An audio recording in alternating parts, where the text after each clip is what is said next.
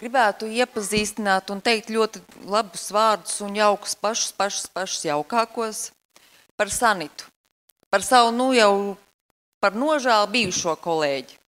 Sanita ir uzņēmīga, pilna ar jaunām idejām, kuras vienmēr vajag visas izmēģināt. Lielaucē viņa ar vīru Arni ienāca pirms 10 gadiem un sāka ar to, ka piedalījās LMT ideju konkursā, kurā iedzīvotāji balsojumā arī uzvarēja.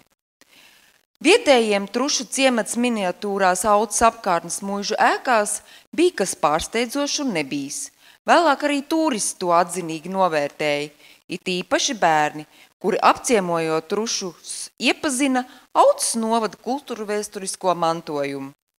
Sanita mīl cilvēkus, un viņai patīk visus iepriecināt. Ar lielu atdevi metas palīdzēja draugiem, gādāt Ziemassvētku paciņas, nodrošināt maznodrošināto bērnu ģimenes, sarīkota biedrības dārza svētku savās mājās un, protams, vārīt gardās zupas. Laikam tāpēc pēc profesijas viņa ir mediķis, strādājusi gan cietumā, gan neatliekamās palīdzības dienestā, gan Jelgavas pilsētas uzņemšanas nodaļā. Tagad viņa ir ģimenes ārsta palīgs. Sanita Fišere pērn iegādājās kādu nolaistu ēku, precīzāk sakot daļu ēkas Aucē Raiņielā 3. Tā ir ēka pagriezienā uz veikalu Top, iepretīm veikalam Kivī. Un vienā ēkas galā iekārtoja savu masāžu salonu, Sanitas, kas latīniski nozīmē veselību.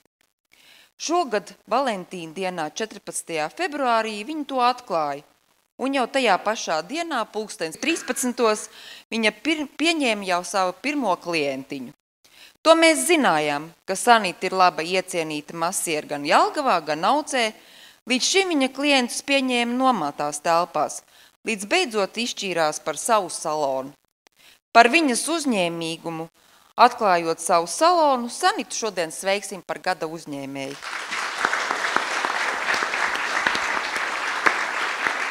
Sanita, kā redzi, dzirdējām šo stāstu, neviens tavs darbs nav palicis nepamanīts. Un mēs lepojamies šādiem cilvēkiem Lielaucē, jaudīgiem, spējīgiem, darbīgiem, un vēlu tev turpmāk to izturību un jaudu un, protams, jaunas un radošas idejas. Paldies tev!